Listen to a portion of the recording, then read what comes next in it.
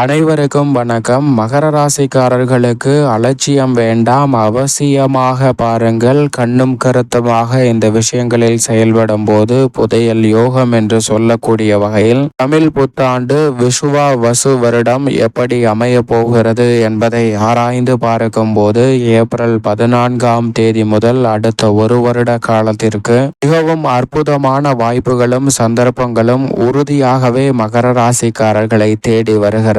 மகர ராசிக்காரர்களுடைய வாழ்வில் முழுமையாக 7.5 சனி நிவர்த்தி அடைந்ததற்கான பலனையும் முழுமையாக புதையல் யோகம் என்று சொல்லக்கூடிய வகையில் கடந்த 7.5 ஆண்டுகளாக பட்ட சிரமம் முற்றிலுமாக விலகி நல்ல வளர்ச்சியும் முன்னேற்றமும் நிறைவாக சந்திக்கக்கூடிய வகையில் அற்புதமான பல வாய்ப்புகள் உறுதியாகவே உங்களை தேடி வருகிறது என்பதை கிரகநிலைகள் திட்டவட்டமாக எடுத்து காட்டுகின்றன. ஏனென்றால் இந்த வேளையில் மகர ராசிக்காரர்களை பொறுத்தவரை இந்த வருடத்தின் துவக்கத்தில் அற்புதமாக பூர்வ புண்ணிய ஸ்தானமாகிய 5இல் வலம் வரக்கூடிய குரு பகவான் ஒரு மாதத்திற்குள்ளே 6ஆம் இடத்தில் அமர்கிறார். 3 மாதங்களுக்கு பிறகு உச்சம் பெறுகிறாருங்க 7இல். குரு பகவான் சப்தமஸ்தானத்தில் உச்சம் பெறுவது மட்டுமல்லாது அவருடைய சுப பார்வை ஜென்மத்தில் கிடைக்கிறது. எனவே குரு பகவானினுடைய அடுத்தடுத்த மாறுதல்கள் மிக சிறப்பான மாற்றத்தை உறுதியாக ஏற்படுத்தி கொடுக்கிறது. அதிசார பயிற்சியாக குரு பகவான் பயிற்சியை சந்தித்தாலும் இந்த வேளையில் மகர ராசிக்காரர்களுக்கு முழு சுபகிரகமான குருவின் அமைப்பால் நிறைவான நன்மை நிச்சயமாக கிடைக்க போகிறது. மிக பெரிய அளவிலான காரிய தடைகள் சிக்கல்கள் உறுதியாகவே தகர்த்தெறியப்படுவதோடு வளர்ச்சிக்கான முன்னேற்றத்திற்கான சிறப்பான வாய்ப்புகளும் சந்தர்ப்பங்களும் இந்த வேளையில் எவ்வித தடையும் சிரமமும் இன்றி எளிதில் கைகூடுவதற்கான நல்ல அற்புதமான வாய்ப்புகளும் சந்தர்ப்பங்களும் இந்த தருணத்தில் நிச்சயமாக உங்களை தேடி வருகிறது. எனவே சரியாக மகர ராசிக்காரர்கள் திட்டமிட்டு பயன்படுத்தி கொள்ளுங்கள். 7.5 சனியின் பிடியிலிருந்து விலகி இருக்கக்கூடிய உங்களுக்கு அற்புதமான வாய்ப்புகளை முழுமையாக குரு ஏற்படுத்தி கொடுக்க போகிறார். காதல் திருமணம், நல்ல வரன் கிடைத்து நிச்சயிக்கப்பட்ட திருமணம், புத்திர பாக்கியம், பல்வேறு வகையான சுப நிகழ்வுகள், தங்களுடைய பெயரில் அசையும் அசையா சொத்துக்கள் வாங்கக்கூடிய முயற்சியில் வெற்றி போன்ற பல நன்மை நிறைந்த மகிழ்ச்சிகரமான இனிமையான சந்தர்ப்பங்களை புதையல் யோகம் என்று சொல்லக்கூடிய வகையில் உறுதியாகவே சப்தமஸ்தானம் என்று சொல்லக்கூடிய கலஸ்தரஸ்தானம் ஆகிய 7இல் வலம் வரக்கூடிய உச்சம் பெறக்கூடிய குரு பகவான் நிறைவாக அள்ளி கொடுக்க போகிறார். எனவே சிறு முயற்சியிலேயே மிகப்பெரிய அளவிலான வளர்ச்சியும் முன்னேற்ற வாய்ப்புகளும் எவ்விதமான சிரமமும் தடையும் இன்றி உறுதியாக மகர ராசிக்காரர்களுடைய வாழ்வில் மகிழ்ச்சியை இரட்டிப்பாக அள்ளி கொடுக்கக்கூடிய வகையில் அமைய போகிறது. நிம்மதி பெறக்கூடிய வகையில் பல்வேறு வகையான வாய்ப்புகளும் சந்தர்ப்பங்களும் சற்று தாராளமாகவே உங்களை தேடி வரும். எனவே மிக சிறப்பான மாற்றத்தை உறுதியாகவே மகர ராசிக்காரர்கள் சந்திப்பதற்கான யோகம் இந்த 2025 தமிழ் வருடத்தில் விஷுவா வசு வருடத்தில் அற்புதமாக கைகூட போகிறது. எனவே சரியாக பயன்படுத்திக் கொள்ளுங்கள். அதோடு மட்டுமல்லாது ராசியின் அதிபதியான சனி திருக்கணிதத்தின்படி தைரியஸ்தானத்தில் அமர்ந்து விட்டார். ஆக்கிய பஞ்சாகமத்தின்படி இந்த வருடத்தின் இறுதியில் நுழைகிறாருங்க.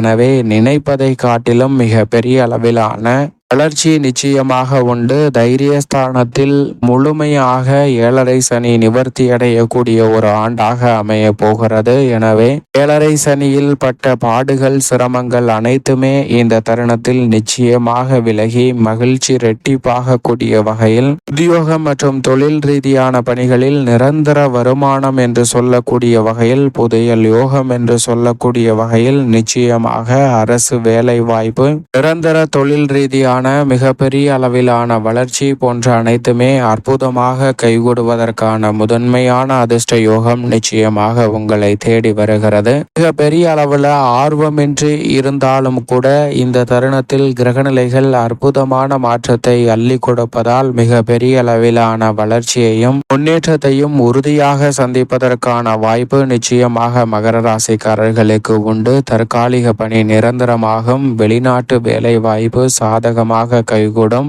தொழில்துறை வியாபார துறையில் புதையல் யோகம் என்று சொல்லக்கூடிய வகையில் திடீர் பணவரவும் புதிய ஆர்டர்களும் ஒப்பந்தங்களும் உற்சாகத்தை ரெட்டிப்பாக மாற்றி கொடுக்கக்கூடிய வகையில் உறுதியாகவே மகர ராசிக்காரர்களுக்கு மிகவும் சிறப்பாக அமைய போகிறது. எனவே சரியாக பயன்படுத்திக் கொள்ளுங்கள். அதோடு மட்டுமல்லாது நிழல் கிரகமாக இருக்கக்கூடிய ராகு குடும்பஸ்தானத்திலும் கேது அஷ்டமத்திலும் நுழைகிறாருங்க. இந்த வருடம் துவங்கிய சில தினங்களிலேயே திருக்கணிதத்தின்படி, ஆனால் வாக்கிய பஞ்சாகமத்தின்படி 4 மாதத்திற்கு பிறகுதான் முழுமையாக நுழைகின்றன. எனவே நிழல் கிரகமான ராகு கேதுவின் அமைப்பால் சற்று அலட்சியமில்லாமல் கவனத்துடன் செயல்பட வேண்டும். 7.5 சனியை ஒப்பிடுகையில் நிச்சயமாக மோட்சக்காரகரான கேது அஷ்டமத்திற்குள் செல்வதால் பெரிய அளவிலான பாதிப்பு இந்த தருணத்தில் உங்களை தேடி வராது. எனவே நல்ல மாற்றத்தை நிச்சயமாக சந்திக்கலாம். ஆனால் எதிர்மறையான சிந்தனை, கற்பனையான பயம் போன்றவற்றை நிச்சயமாக நீக்கி நேர்மறையான சிந்தனையுடன் அனைத்து விதமான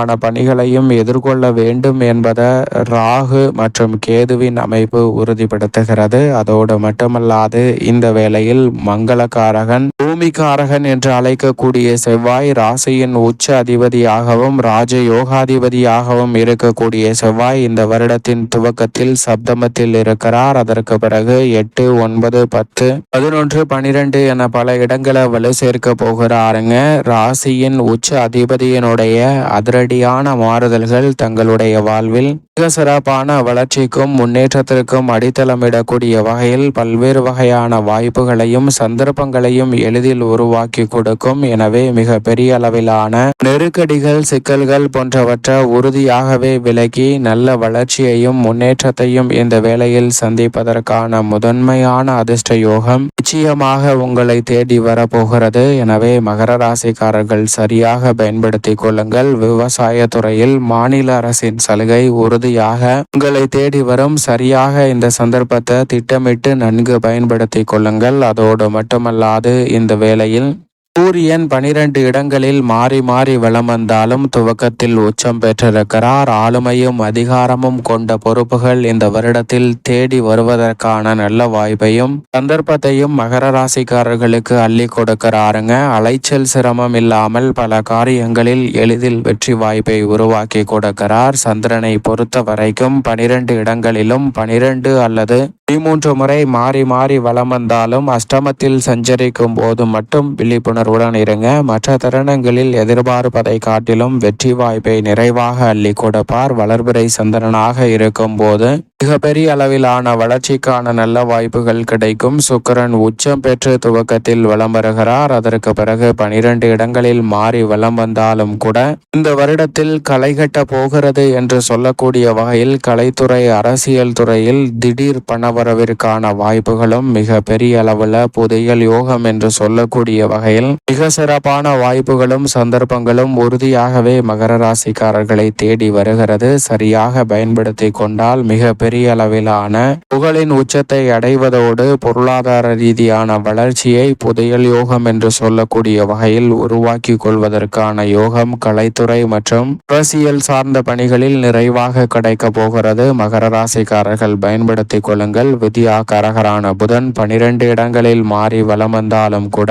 கல்வியில் நல்ல முன்னேற்றத்தை ஏற்படுத்தி கொடுக்கிறார். இந்த தருணத்தில் ஞாபக சக்தி அதிகரிக்கும், கிரகிக்கும் தன்மையும் அதிகரிப்பதால் கடுமையான பாடங்களை கூட எளிதில் படித்து மிக பெரிய அளவில் தேர்ச்சி பெறுவதோடு உயர்கல்வி சார்ந்த விஷயங்களும் சாதகமாக கைகூடும். நேர்முக தேர்வு, எழுத்து தேர்வில் மகர ராசிக்காரர்களுக்கு எளிதில் வெற்றி கிடைக்குங்க. மேலும் இந்த தருணத்தை சாதகமாகவும் நன்மை நிறைந்த ஒரு தருணமாகவும் மாற்றிக்கொள்வதற்கு உறுதியாகவே மகர ராசிக்காரர்கள் இந்த வருடம் துவங்கிய தருணத்திலிருந்து தொடர்ந்து 9 வார சனிக்கிழமை விரதமிருந்து அருகாமையில் உள்ள ஆஞ்சநேயர் ஆலயம் சென்று தீபம் ஏற்றி வழிபாடு செய்யுங்கள். தடை தாமதம் அத்தனையும் தகர்த்தெறியப்பட்டு மிக சிறப்பான வளர்ச்சியும் முன்னேற்றமும் புதையல் யோகம் என்று சொல்லக்கூடிய வகையில் உறுதியாகவே மகர ராசிக்காரர்களை தேடி நிச்சயமாக வரும் என்பதில் சந்தேகமே இல்லை.